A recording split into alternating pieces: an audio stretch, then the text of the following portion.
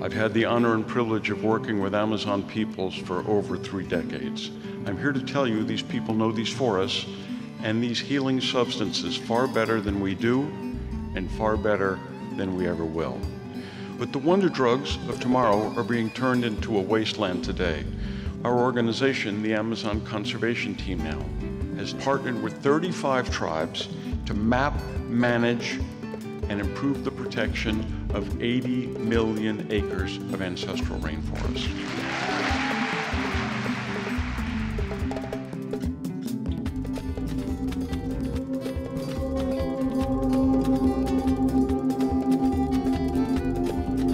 We stand at the threshold of a historic opportunity in the human experiment to reimagine how to live on Earth in ways that honor the web of life, each other, and future generations.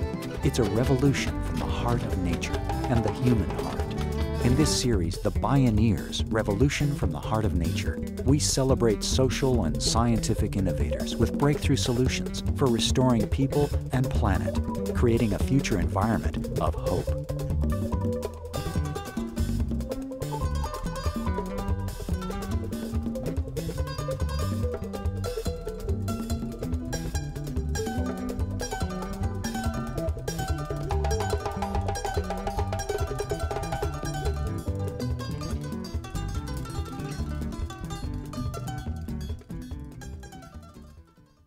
In many indigenous languages, there's no word for nature. Why? Because indigenous peoples see themselves as a part of nature rather than apart from it. When the visionary naturalist and environmental philosopher John Muir began his lifelong advocacy for preserving wilderness, nature inspired him for its spiritual and transcendental qualities. Although he recognized its utilitarian value, he spent his life advocating for its intrinsic value, the sacredness of the tree of life itself.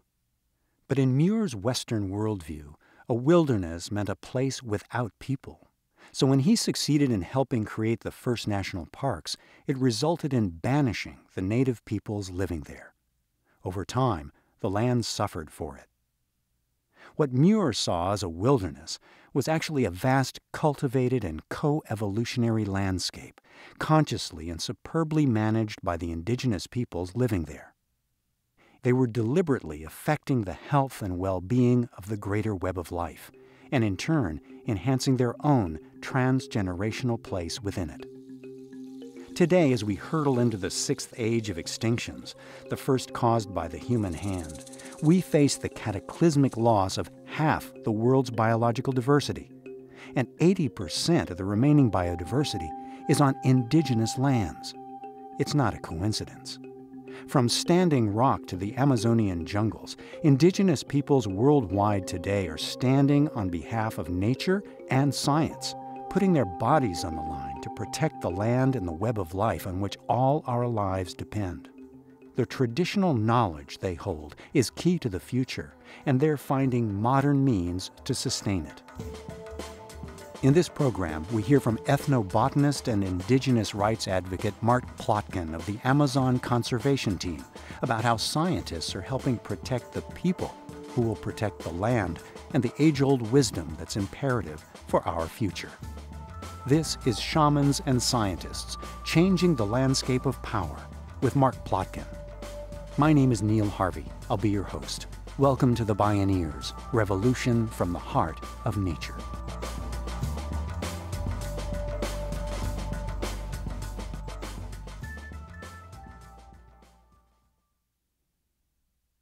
So let me take you to the Northeast Amazon, where I've been working for many decades, to the country of Suriname, formerly known as Dutch Guiana, one of the most pristine rainforest countries in the world, and to the village of Kwamalasemutu, which is the indigenous capital of the Northeast Amazon. As an ethnobotanist, Mark Plotkin has long explored the relationship between people and plants. Early on, he began studying and working with native peoples of the Amazon. He co-founded the nonprofit Amazon Conservation Team, ACT, to help conserve the vital and threatened South American rainforests. As he began to understand the intimate interdependence of people and place, he developed a biocultural conservation strategy that has led to astonishing successes by merging nature, culture, and high technology. It starts and ends with the land and the rivers and the forest. Mark Plotkin spoke at a Bioneers conference. The Trio Indians came to my organization, the Amazon Conservation Team, and said, we want title to our lands. And we went to the government and they said, where's your map? And we didn't know what a map was. So now we know, and we want the Amazon Conservation Team to help us. And I said, we will help you. And they said, so you'll make a map for us? And I said, no. And they said, but we thought you said you were going to help us. And I said, we will help you. And they said, so you'll make a map? And I said, no, we won't make a map. You'll make the map. We train them to map their own lands. Thanks to our partnership with Digital Globe, these Indians have access to the best aerial photography and imagery on the planet. A single pixel used to be 30 meters across. Today, it's 30 centimeters. We went from a third of a football field to a banana leaf. This gives the Indians the upper hand in dealing with the outside world on their own terms.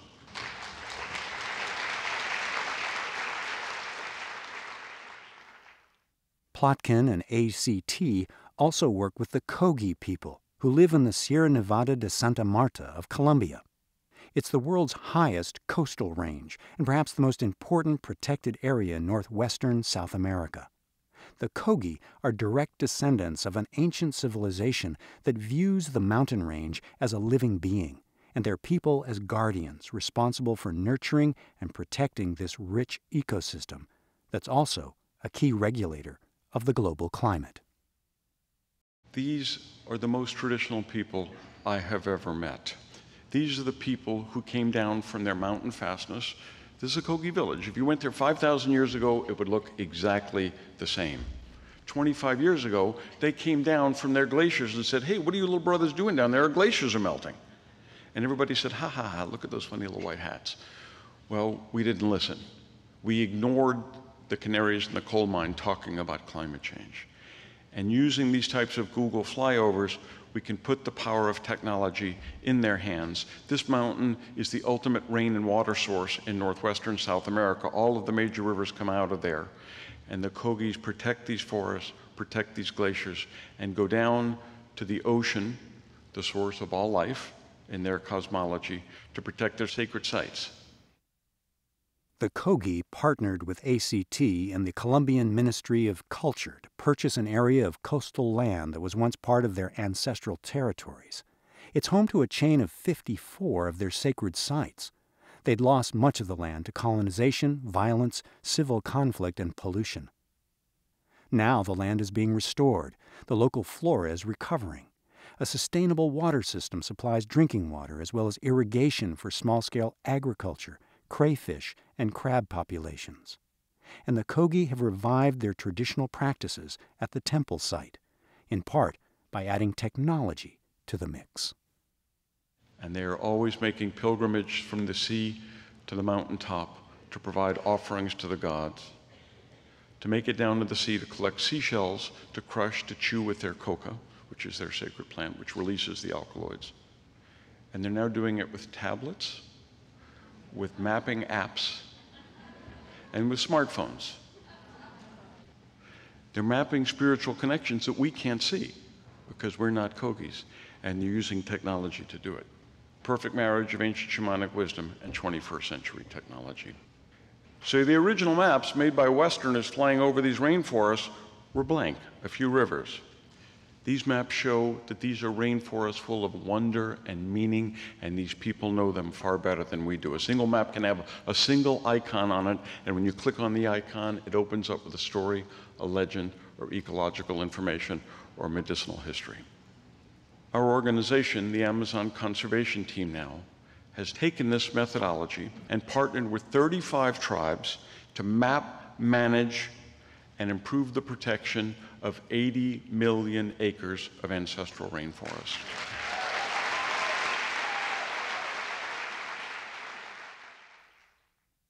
The Amazon is home to the greatest biodiversity on the planet. It also plays a vital role in governing the global climate. its indigenous people embody a living cultural treasure and a vast trove of knowledge, such as the healing power of plants. That's what first drew Mark Plotkin there. In the early 1970s, he dropped out of college and took a job working in a biology museum at Harvard. A friend encouraged him to take a botany class with the legendary ethnobotanist Dr. Richard Evans Schultes, who worked with Amazonian indigenous peoples to learn about their knowledge of medicinal plants, including the hallucinogenic ayahuasca. Schultes was among the first to sound the alarm about the destruction of the Amazon and its peoples. His work inspired Plotkin to become an ethnobotanist.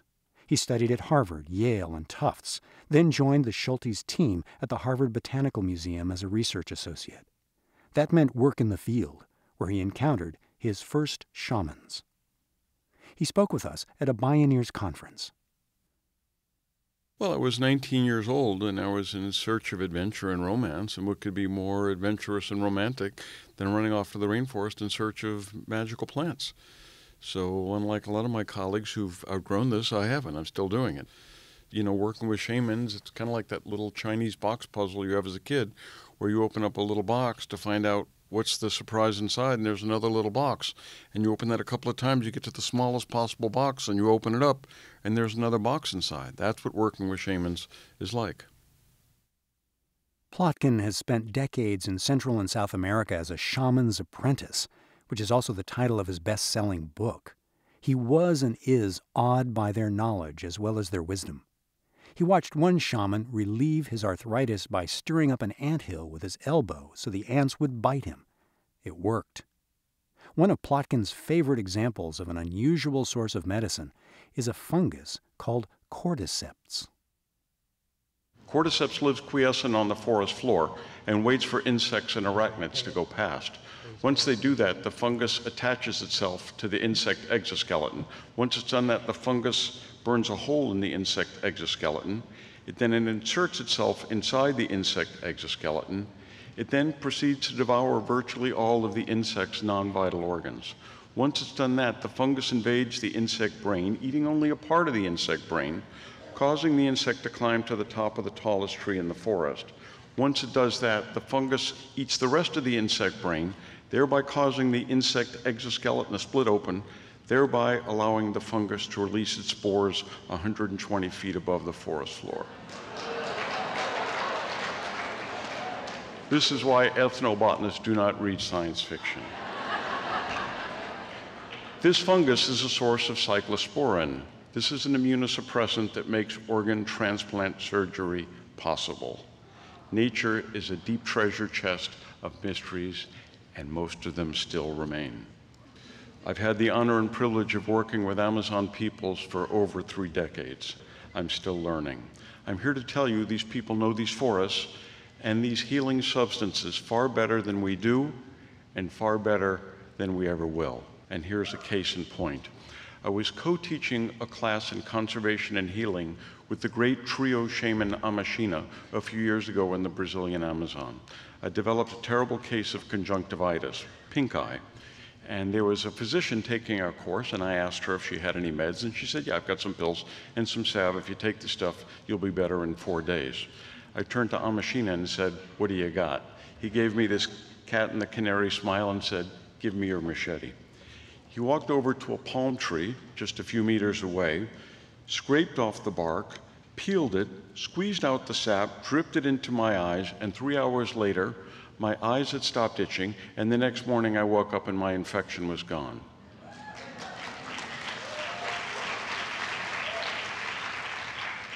Who would you rather be treated by? Shamanic medicine is based on 2 pillars, as is our own medicine. Our own medicine is based on chemistry, what's in the pills, and technologies, MRI, CAT scans, blood work, X-rays. And shamanic medicine is based on chemistry as well, what's in the plants, and the lichens, and the insects. It's also based on magic. Spirituality, the placebo effect, the invisible world, whatever you want to call it, it can't be explained through the prism of Western science and language. But sometimes it works when our own medicine falls flat. In his decades of experience, Mark Plotkin says he's witnessed over and over again how shamanic medicine can sometimes cure the diseases the West cannot. Diversity is a virtue in medicine, too. Western medicine is the most sophisticated system of healing ever devised, but it's full of holes. Where's the cure for cancer? Where's the cure for acid reflux? Where's the cure for depression? Where's the cure for PTSD? Western medicine doesn't have it. What kills white people, according to the shamans I work with? Worrying about worry, stress. So clearly these people know something that we don't. Clearly there's something in our spiritual practices which is not fulfilling the people, because that's why they're going off to India, or that's why they're going off to the Amazon. And the point is not to argue that Indians know everything, that shamans know everything, that Chinese medicine can do everything. This is the warp and woof of diversity, and different people do things. Well, look, if acupuncture didn't work, why are there so many Chinese people? Clearly, acupuncture does some things right. It can't do everything, but neither can Western medicine, neither can shamanic medicine, neither can Ayurvedic medicine. That's why I think it's important to preserve all these traditions. A big issue in our culture is fertility. We all know women who turn 40 and decide it's time to get pregnant, and it doesn't work, okay?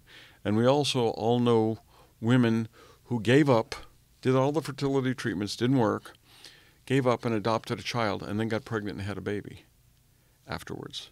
Why is that? The shaman said because they stopped worrying about it. It was stress. And I've seen shamans time and time again bring success to women who doctors had failed. And in a world increasingly stressed out, in a world increasingly polluted, in a world where more and more people get cancer and all sorts of other things, isn't there a need to honor these traditions and protect them? And if we can do it in an honest and reciprocal way, bring them to the masses. Not to say let's go to the rainforest and find the cure for AIDS or bird flu or cancer or acid reflux, and somebody here makes gazillions of dollars, because that's really kind of been the history of the way we look at tropical plants. But let's come up with this new paradigm that everybody at Bioneers is talking about, of sharing and honoring and working together. That's the way the world should be. Each time a shaman dies, it's like the burning of the ancient Library of Alexandria. So ACT has worked with tribal leaders in Suriname to create a Shamans and Apprentices program. 4 village-level clinics now provide a training space for apprentices to observe shamans and senior healers practicing their medicine. As scientists and shamans come together for a common purpose, what's in store? More from Mark Plotkin when we return. This is Scientists and Shamans, Changing the Landscape of Power. I'm Neil Harvey. You're listening to the Bioneers, Revolution from the Heart of Nature.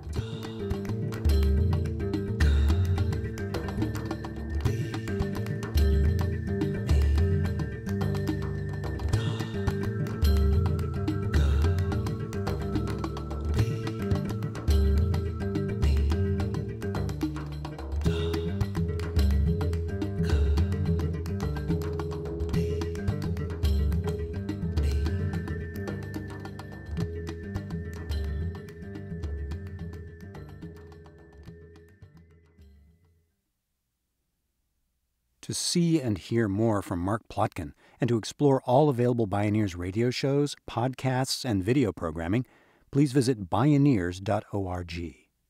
And our thanks for the support from listeners like you. Although the far-reaching conservation goals Mark Plotkin and ACT have accomplished have earned them copious awards and acclaim, he knows how daunting the challenge is. All environmental victories are temporary, as the saying goes. The work is never-ending in the face of extractive industries, corporate bioprospectors depleting and patenting medicinal plant resources, and the rapidly shifting patterns of climate disruption. So the most pristine rainforests of the world are in the Amazon basin, where I have the privilege to work. And the rainforest has not revealed all of her mysteries.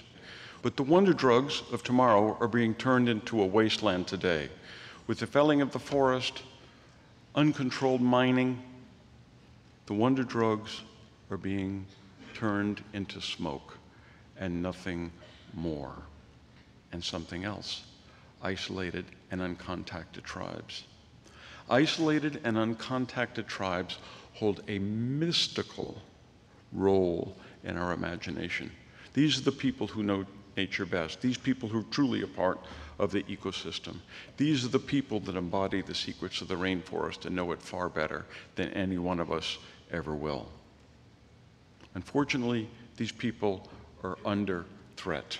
This is the most threatened species in the Amazon rainforest, isolated, uncontacted people, surrounded on all sides by loggers and miners and narco-traffickers. These are Mashkopiro who stumbled out of the jungle seeking help because they were being shot at and their malokas were being burned. This is a maroon from Suriname. These are descendants of escaped slaves who got off the slave ships and said, "Equatorial rainforest, see you white boys later." And they ran off in the interior where these warriors maintain independent lifestyles to the current day. And we've sent in our indigenous cartographers to teach the Maroons how to preserve their oral history, their culture, and their rainforests as well. And we've done this now throughout South America so that the Indians are working with the Maroons, the other Afro-Americans, the campesinos, the peasants, the caboclos, the Brazilian peasants, and the governments as well. Good conservation is about building alliances and bridges and bringing people together to make a better common tomorrow. Mark Plotkin's biocultural conservation vision works on the ground. The successes are real. But in the face of the scale and speed of destruction, he believes we need to aim high. When I started the Amazon conservation team with my partner Liliana Madrigal 20 years ago, about 8% of the Amazon was in national parks. About 25% was indigenous reserves. Conservationists didn't care about Indian reserves. They cut down trees, they hunt monkeys. Now they realize that these indigenous lands are better protected because these people will lay down their life to protect it. They have poison-tipped arrows, they have shotguns. So now you have 25% in national parks, which by and large are not protected particularly well. You have indigenous lands, which are protected typically quite well. You have Indians who now want to protect the national parks because that's their next door neighbors, and they don't want the gold miners or the gun runners in there. That's half the Amazon if you put those together and you manage it correctly. So yeah, it's a great goal. But if your goal is let's protect half the Amazon or not, you're shooting for the stars here. I say let's protect it all and settle for 75%. Or let's shoot for 75 and protect 50%. Instead of having this grand goal and failing at the village level. You go to most of these villages, you don't see any conservation organizations. Work at the grassroots level. It may sound sexy and romantic, but it's hard. It's hot. There's always personalities. There's always politics. There's always gold miners. There's always politicians. There's always loggers.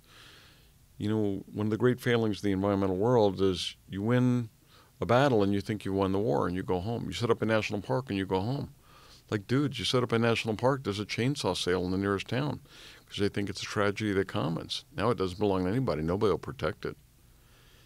So when you win the battle, you need to gird your loins for the next battle because it never ends. And unless you're committed for the long term, you're just whistling in the dark. For Mark Plotkin, it comes down to changing the landscape of power. And there are proven strategic initiatives that don't require gobs of money or rewriting lots of laws. So let me conclude on a note of hope. We're building guard posts to keep the outside world at bay. No miners, no loggers, no missionaries.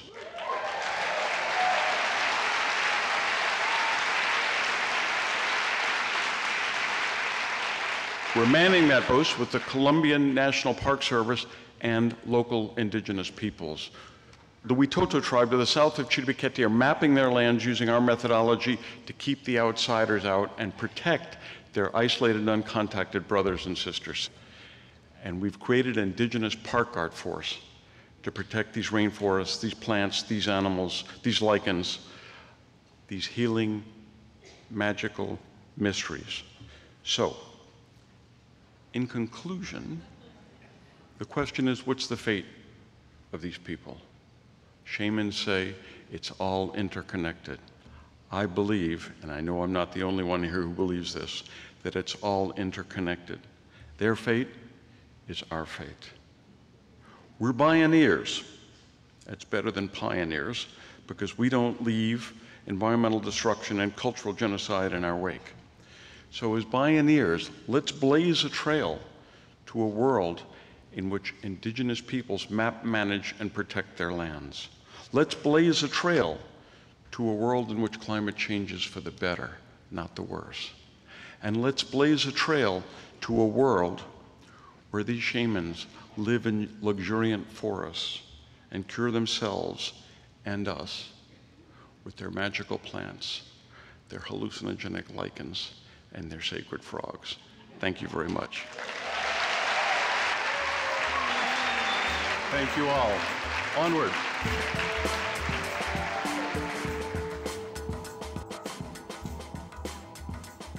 Diversity also applies to motives.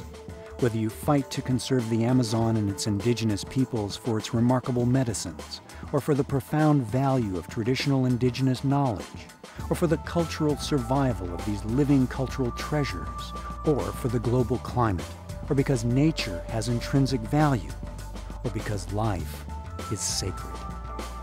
Mark Plotkin, on the path with kindred spirits blazing trails to save the land and shooting for the stars.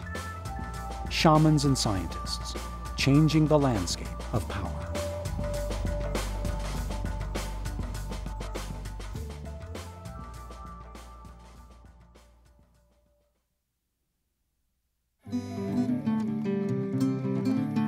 You can see and hear more from Mark Plotkin and explore more Bioneers radio programs, podcasts, and videos online at bioneers.org.